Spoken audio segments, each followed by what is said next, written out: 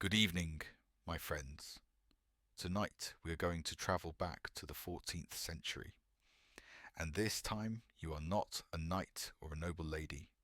You are going to become someone whose name never appeared in any chronicle.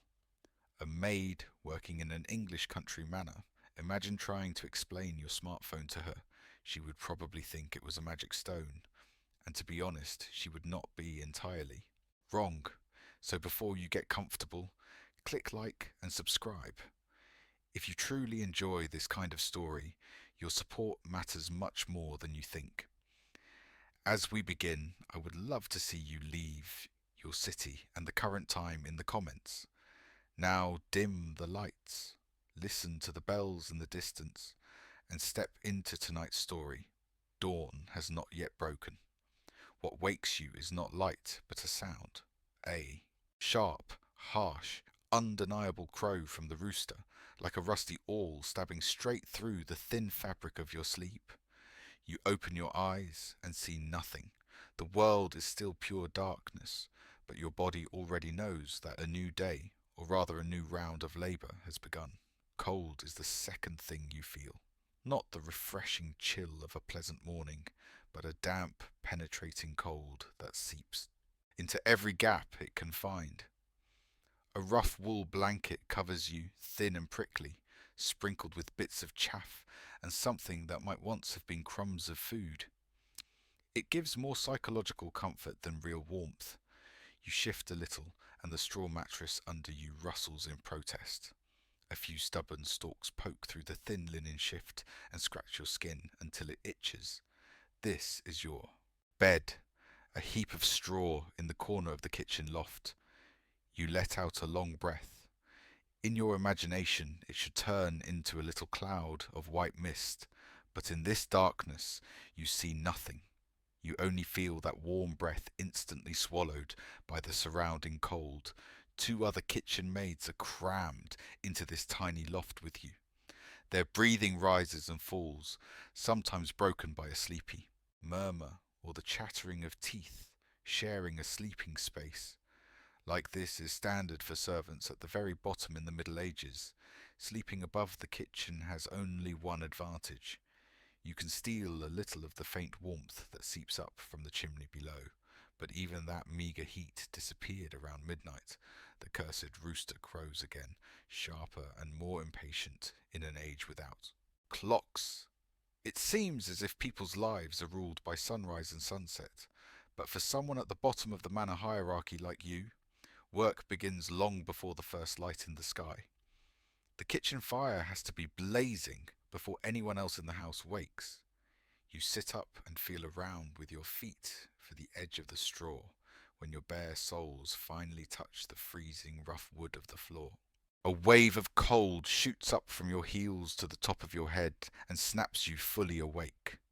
You shiver, not only because of the temperature, but because your body already senses the coming 12 or 14 hours of exhaustion. Historians can use books and archaeology to reconstruct past lives, but there is something they can never truly restore: the memory of sensation. They can analyze what sort of parasites might have lived in your straw mattress, but they cannot feel the endless cold and damp that gnaws into your bones. And it is this constant sensory pressure that really defines your life. There is no time to complain. You are just another part that starts to move whenever the rooster does. You climb down the narrow wooden ladder into the kitchen. The rungs are steep and slippery, coated with a greasy film from years of smoke and steam. You step carefully onto the stone floor. Each step feels like standing on a block of ice.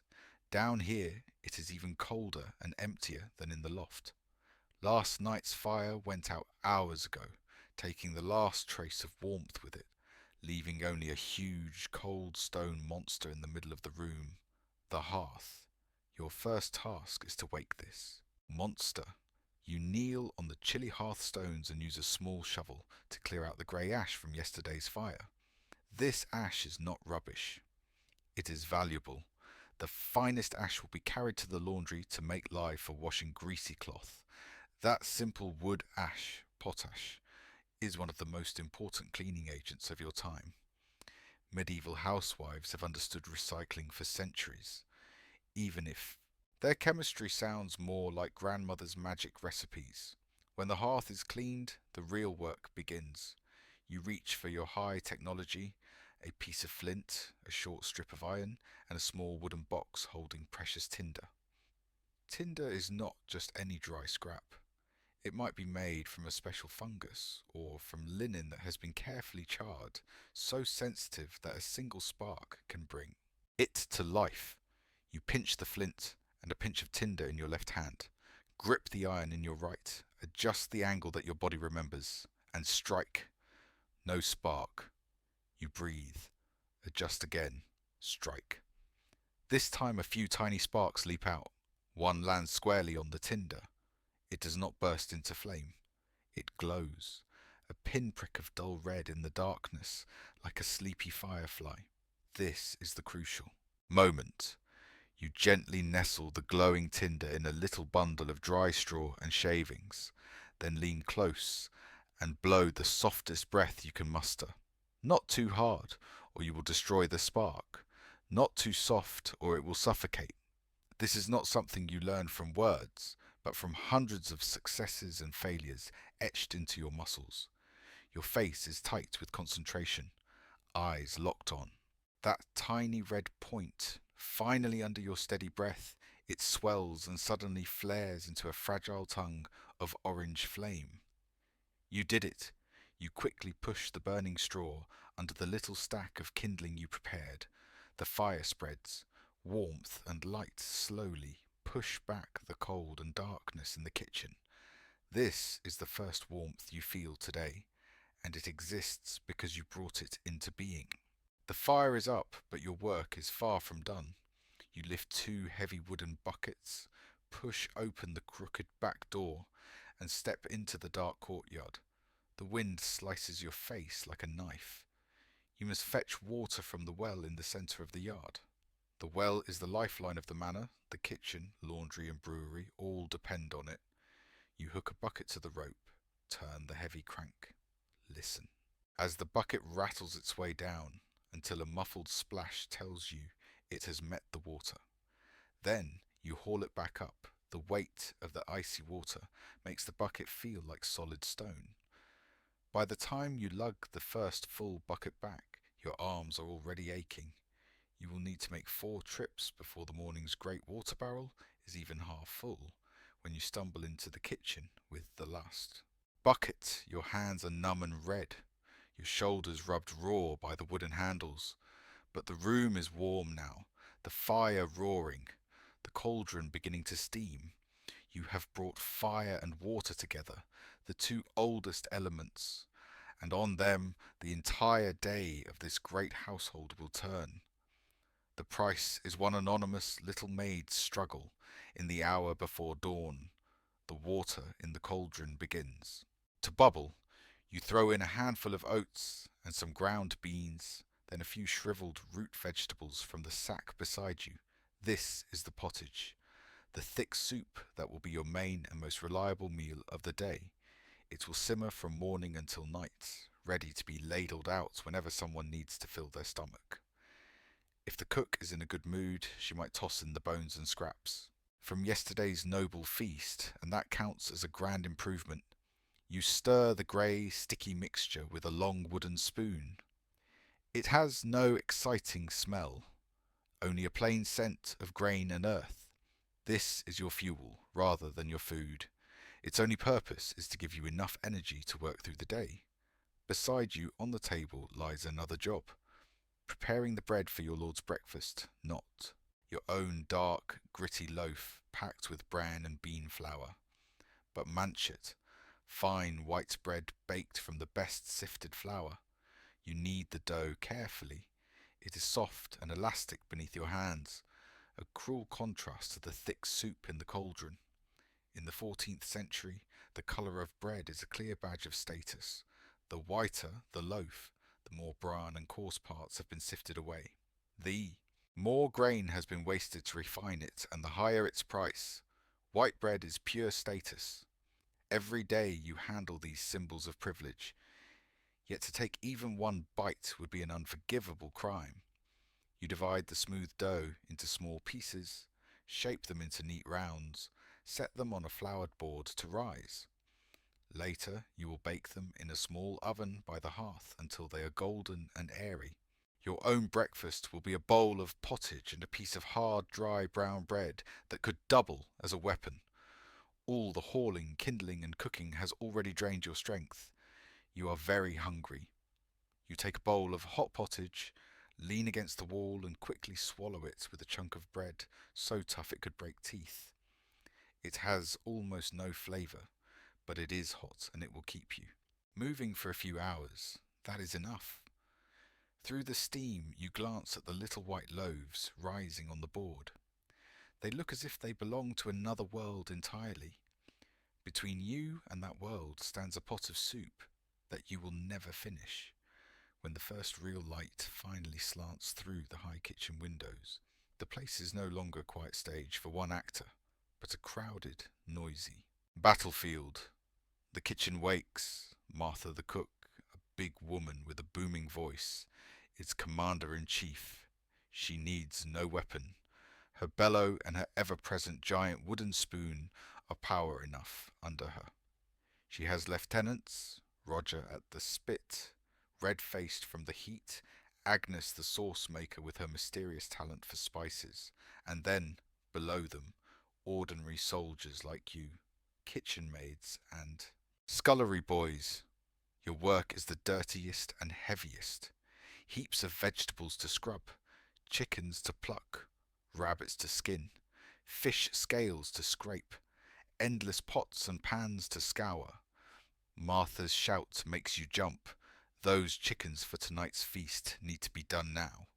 You are sent to deal with the birds, just slaughtered.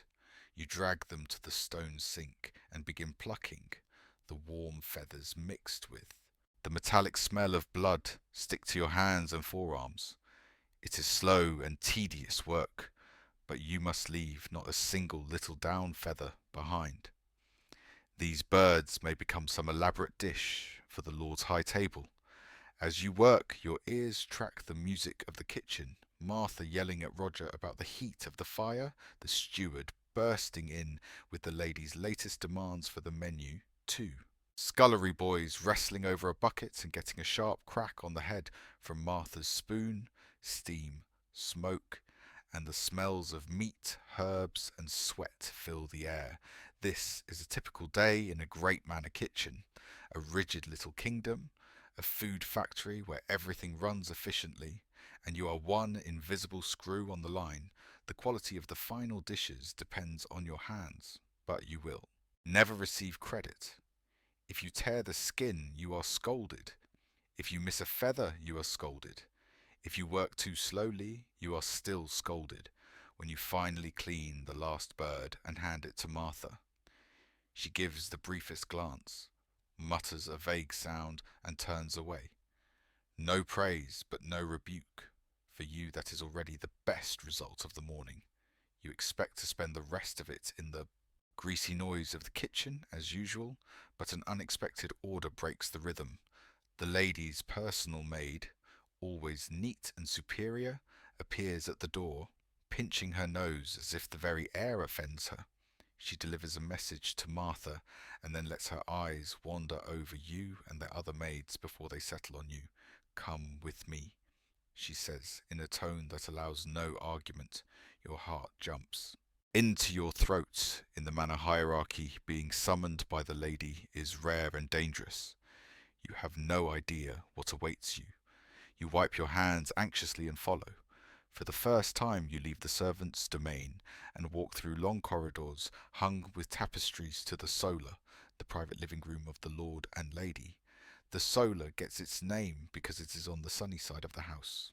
With the best light, as soon as you enter, your senses are overwhelmed by a world utterly unlike the kitchen. It is warm, bright, and quiet, the air scented with lavender and beeswax. Thick Flemish carpets soften your steps. A small fireplace burns steadily. The windows are glazed. the glass uneven but clear enough to let in unbroken sunlight that lights the dust dancing in the air. The lady sits in a carved wooden chair, a garment in her hands and a frown on her face. She is young, but carries an effortless authority. You do not dare look directly at her. You stare at your own toes until she speaks and tells you to raise your head. She holds up the garment, a deep blue silk gown embroidered in gold at the cuffs with intricate vines. Along one sleeve, a tiny bit of stitching has come loose, leaving an almost invisible flaw. I hear that you are good with a needle, she says. I must wear this afternoon.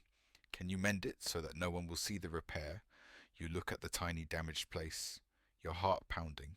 This is both a great chance and a terrifying trap. Every woman is expected to sew, but class changes what sewing means, for the lady embroidery is an art and a display of virtue. For you, mending is a practical skill that keeps clothes alive. Your fingers are rough from hard work, but you inherited a very good hand with needle and thread from your mother. Yes, my lady, I think I can, you answer, your voice trembling. Good. She pieces you the gown and points to a little stool. You will sew here. When you are done, I will tell the steward to give you a new pair of shoes. A new pair of shoes. The promise strikes you like lightning.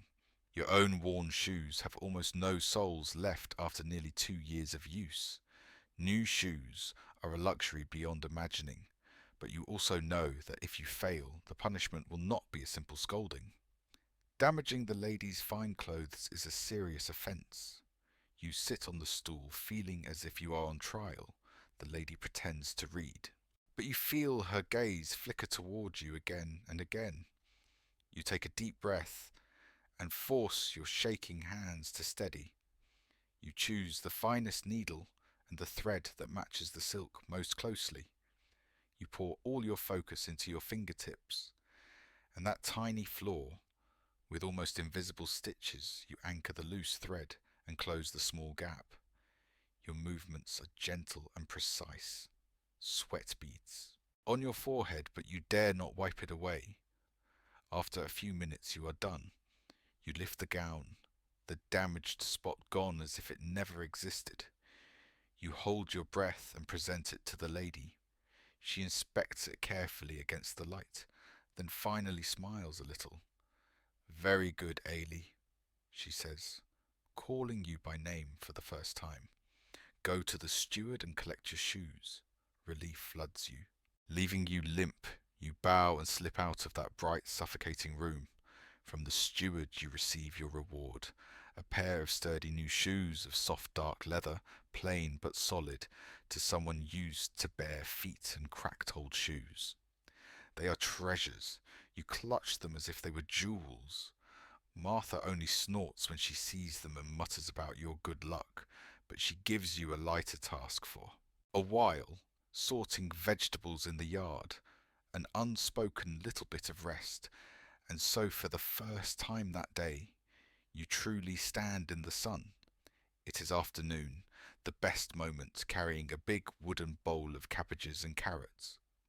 You go to a corner of the backyard and sit down. Sunlight warms your back, driving out the chill and fatigue. You take off your tattered shoes and carefully slip on the new ones. They are a little tight, but the leather wraps your feet with a solid, gentle pressure. You cannot resist stretching your legs and wiggling your toes in the sun. A smile creeps onto your face. This short moment belongs only to you.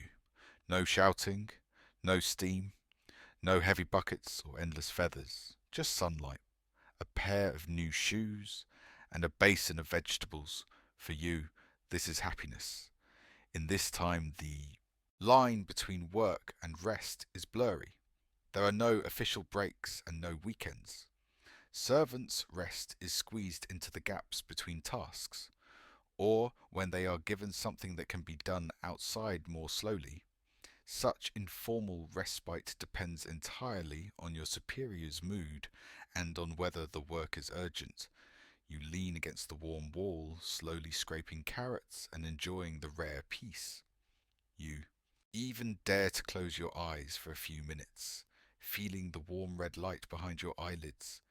You might think medieval people worked without pause all year, but counting all the religious feasts and saints' days, they may actually have had more days off than many modern people. That does not mean their lives were easier. On work days, the hours are long, from before sunrise to after sunset, and the labour much harder than you can imagine. To you, all that is distant theory. What you can hold on to is this instant reality, the satisfaction of new shoes, the sun on your skin, the distant lowing of cattle. These tiny things are the few luxuries in your poor life, small fleeting joys, like stars in a dark sky, helping you endure one long hard day after another. You finish the last carrot, wash the vegetables and carry them back inside. The rest is over.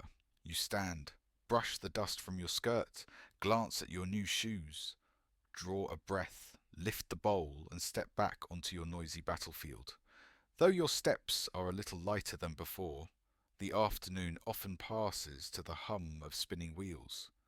After a simple midday meal, the kitchen quiets briefly, and you and other maids are sent. To the spinning room. There is no smoke here, only several spinning wheels and piles of greasy wool. Your job is to spin yarn, a task that looks dull yet needs great skill and patience. You sit at a wheel, left hand drawing out a wisp of combed wool, right hand turning the handle. As the wheel spins, the loose fibres twist under your fingers, drawing out, joining and tightening into an even strong thread that winds onto the spindle. The thickness of the yarn depends on how smoothly and quickly your left hand feeds the wool. A little faster makes finer yarn, slower makes coarser. It takes long practice to spin smooth thread without lumps. Beside you sits old Bess, the oldest maid. Her yarn is fine and even, reserved for the Lord's own garments. Yours is of middling quality, destined for servants, rough clothes or blankets. Spinning is one of the most important parts of women's work in your world. From noble women with gold thread and embroidery to peasants with rough wool. Most of the household cloth depends on women's steady hands. All afternoon the room hums with the rhythmic sound of wheels. The women speak little, immersed in their work. This repetitive mechanical labour has a strange hypnotic effect.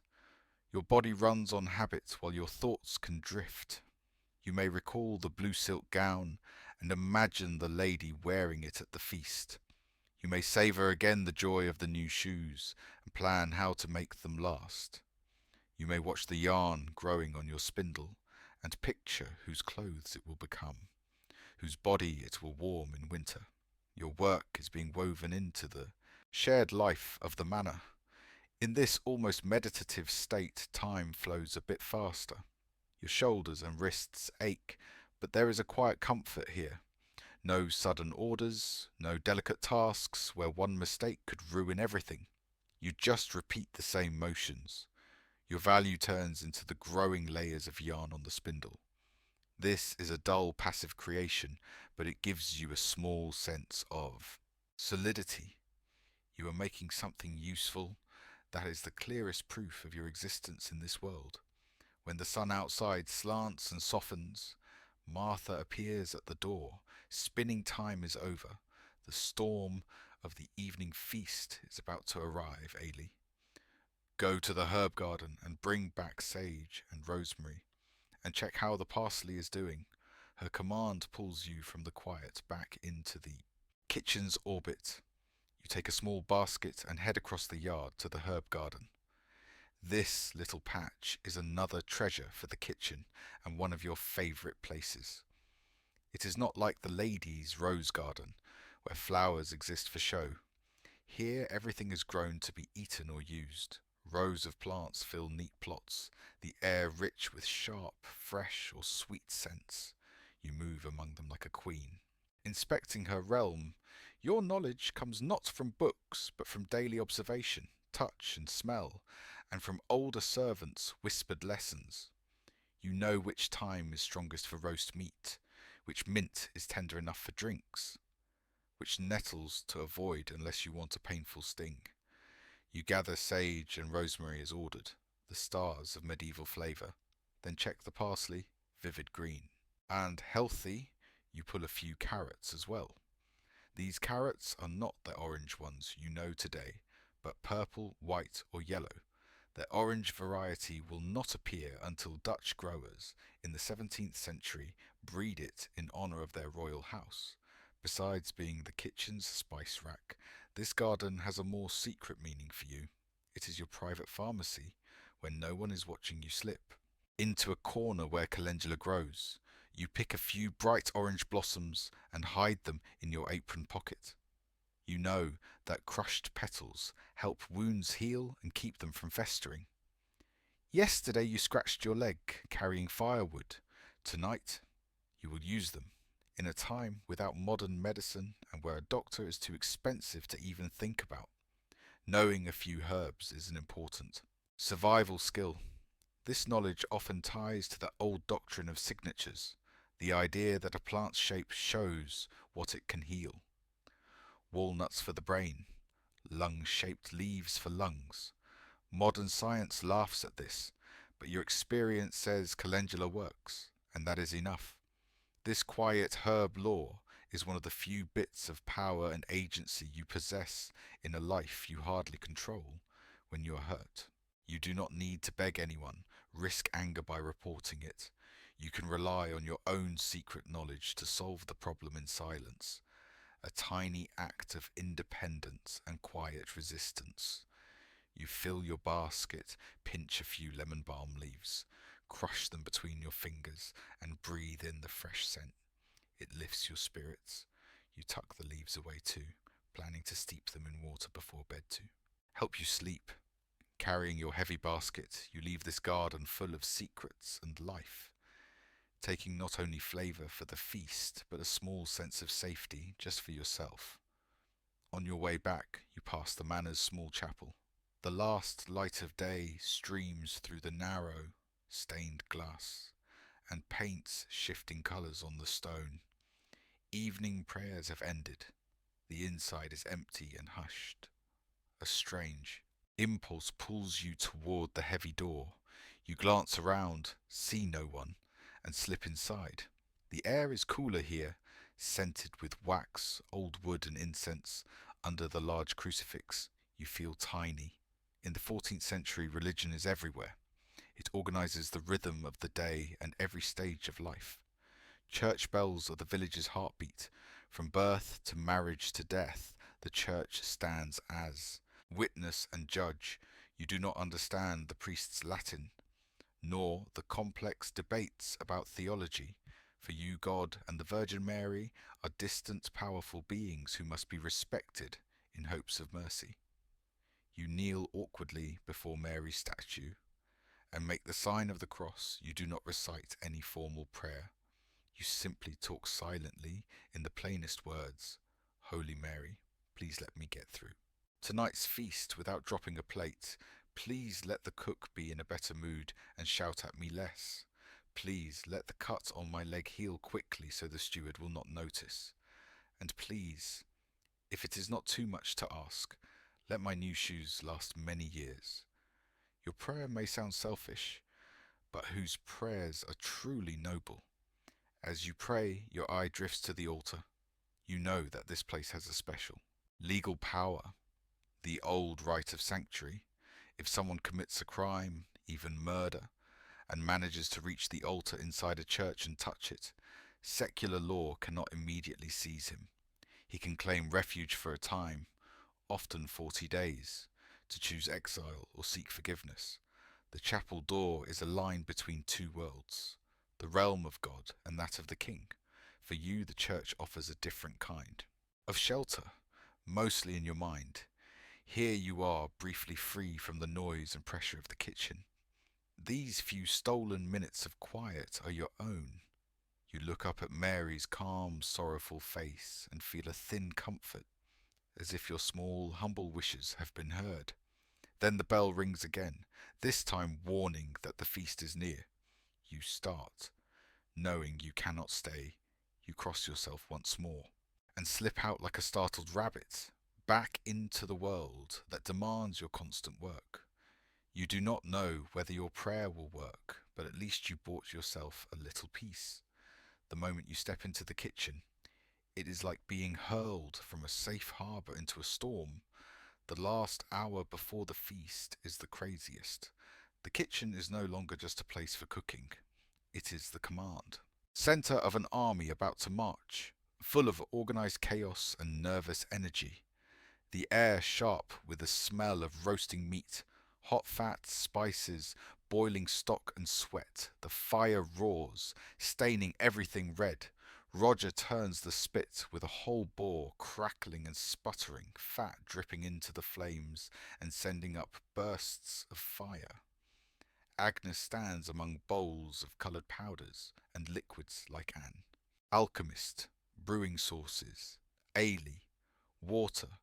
That sauce is about to burn, she cries, and you jump into action, ladling water from the barrel and weaving through people and obstacles to reach her. Your job is to be a runner in the chaos.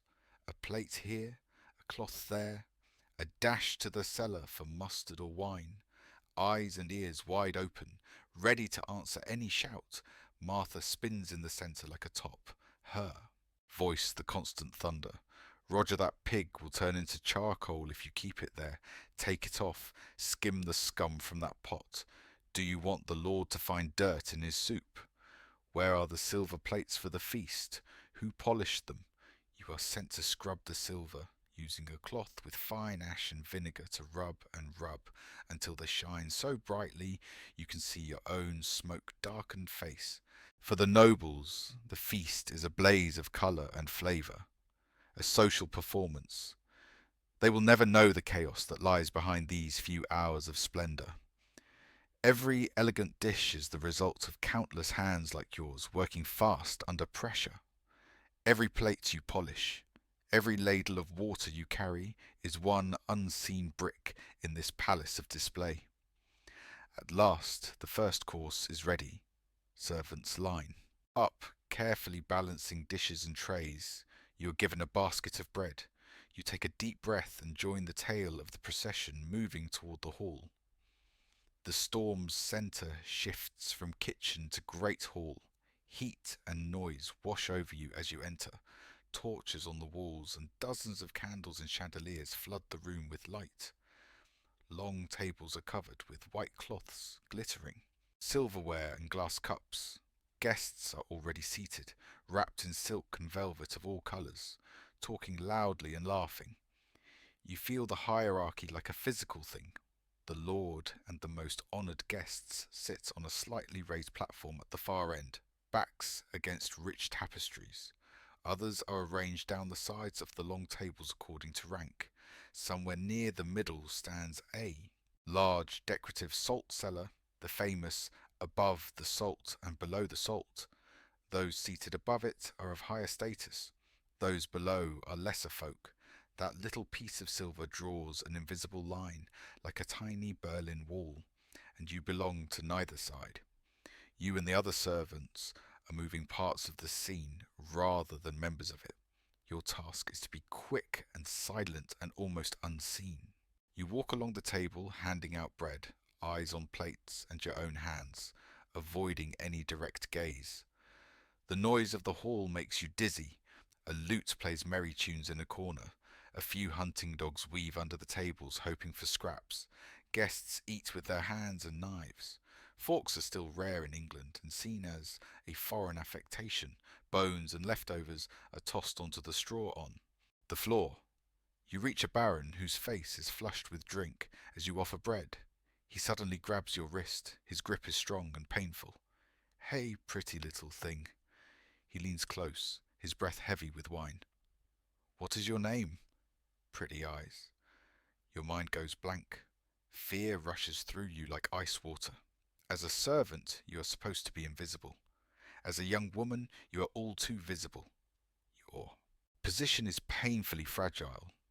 You cannot resist, cannot scream, cannot show offence. Any visible reaction could bring trouble on you or even your master. You lower your head and pretend not to understand. Fortunately, the lady beside him notices. She taps his arm with her fan and laughs. "Dear, do not frighten the poor girl. My cup is empty." The Baron turns to pour wine, releasing you like a bird. Suddenly freed you. Hurry away, basket clutched tight. Your wrist throbs with the imprint of his fingers. Your heart races, but your face must stay mild and blank. You retreat to the kitchen doorway and lean against the cold wall, trying to steady your breath. The hall roars on as if in another world. Those few seconds have made your role painfully clear. In many eyes you are not a person, but a useful body in a maid's dress. After a while the steward spots you and frowns, waving you back to work. You draw a deep breath, lift the basket and return to the glittering room full of traps. The feast finally ends around midnight. The guests stagger away, full and drunk, leaving behind a battlefield of dirty dishes and spilled food. Candles have burned down, wax hardened on the cloth, the air sour with wine, meat and sweat. Bones and crumbs and shards of cups litter the straw on the floor. The hall is no longer a scene of splendour, but a greasy ruin, and you and the remaining servants are the cleaning crew. Exhaustion crashes over you like a wave, but there is no rest. Everything must be cleared tonight. You and another maid gather plates and cups, all coated in congealed grease and sauces. You sort them into great tubs to carry back to the kitchen. In the manor nothing is wasted, if it can be used. Untouched scraps of meat, bread and sweets are collected. Tomorrow they will feed servants like you or the beggars at the gate. It is thrift, and also a reminder of rank. Your food is your master's leftovers. You carry a heavy tub of dishes back to a kitchen that is another kind of chaos, pots and pans piled like small mountains. Your next task is the hardest of all, washing. There is no hot tap, no detergent. Your cleanser is cold water mixed with lye made from ash, plus sand and rough cloth. You fill the sink, pour in the caustic water and plunge your hands in, rubbing plates with sand to scrape away the fat. The sand leaves tiny scratches in the silver, but no one cares. Your hands itch and burn from the cold lye, a common curse for maids. You scrub and rinse in a daze, your mind emptied by fatigue. Only the wish to finish and reach your straw bed remains. Sometimes you glance at the high windows, not flat panes, but small round pieces of glass made by the crown method, each with a thick bullseye where the glass was lifted. Through these uneven circles, the night outside looks warped and misty. At last, the final plates are clean and stacked. Then you and the others wash the floor, throwing buckets of water over the stone and sweeping the greasy flood into the drain. By the time everything is done, the eastern sky is paling with the first hint of grey. The kitchen returns to the cold silence it had after last night's fire. You feel as if your bones are falling apart, every movement painful. You drag your leaden legs toward the ladder with the other girls. In a few hours the same routine will begin again.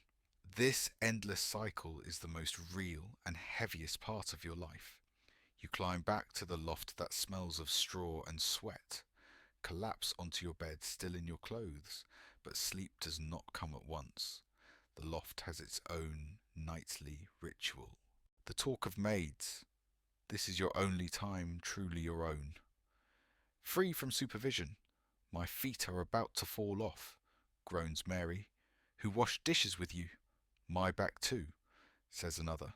Roger nearly splashed hot fat on me. Complaint is the eternal theme. You whisper about the day's labour and grievances, who Martha shouted at, who managed to hide a bit of bread, what the steward was angry about. These scraps of gossip form a secret network of your own. Ailey, Mary whispers. I saw that red-clad baron grab your hand. Are you all right? You nod, not wanting to dwell on it, but her concern warms you. Then Annie pulls out a small bundle from beneath her straw. She unwraps it, and a sweet smell spreads.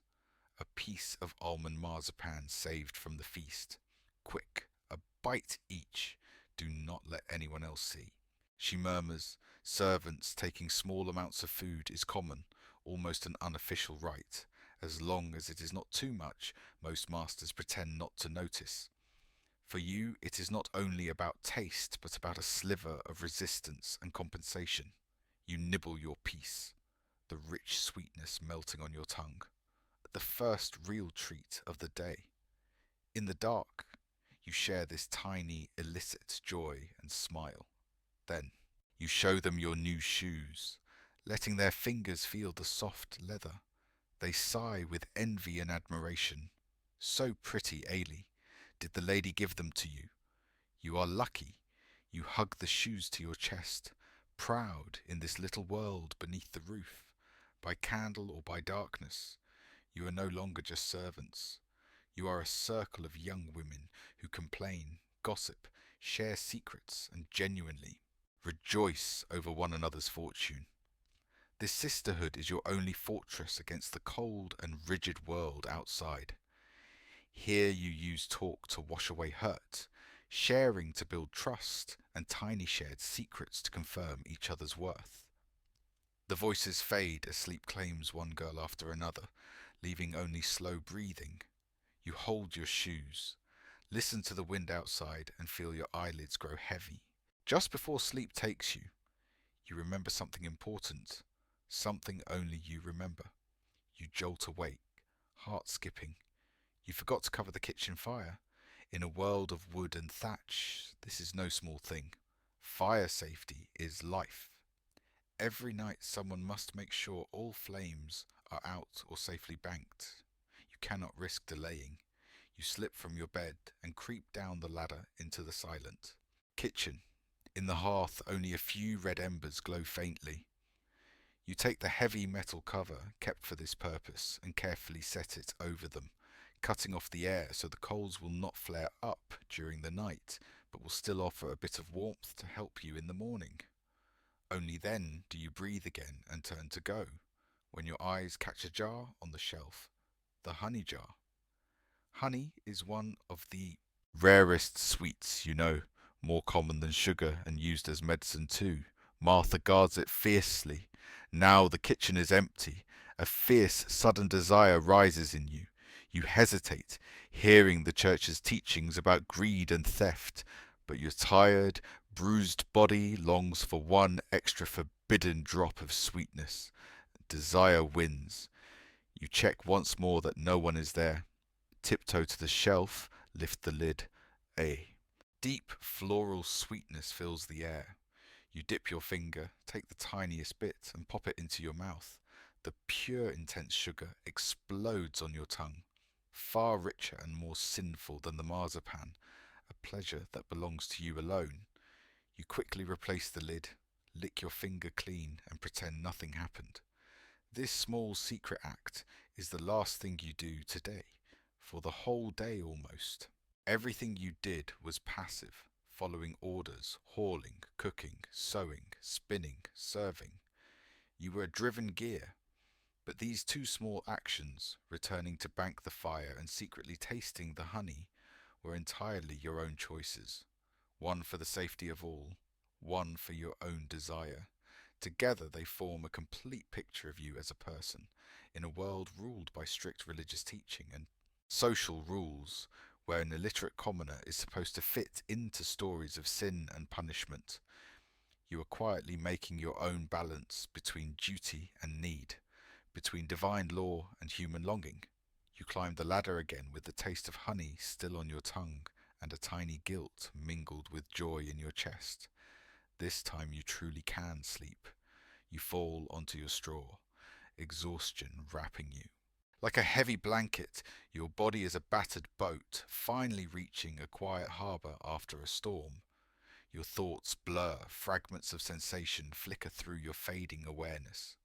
The morning's frozen floor, the later sun on your back, the smoke of the hearth, the smell of roasting meat, the fragrance of the herb garden, the sour wine stench of the hall, the crowing rooster, Martha's shouting, the spinning wheels hum, the music in the hall, the whispers in the loft, the bland taste of pottage, the guilty sweetness of honey, the ache on your wrist where fingers once squeezed, the slight tightness of your new shoes. These shards of feeling are like shells left on the sand after the tide, no longer forming a story, only physical marks. Your breathing falls into the same rhythm as the other. Girls, you are Ailey, an unnamed maid in a 14th century manor. Your day is over. Your story, your exhaustion, your small joys and fears will be swallowed by the night. You are one among countless lives that left no trace in books, a grain of sand, a drop of water. Yet the sum of all these grains and drops is the mighty river of history. We look back on today, sleep well,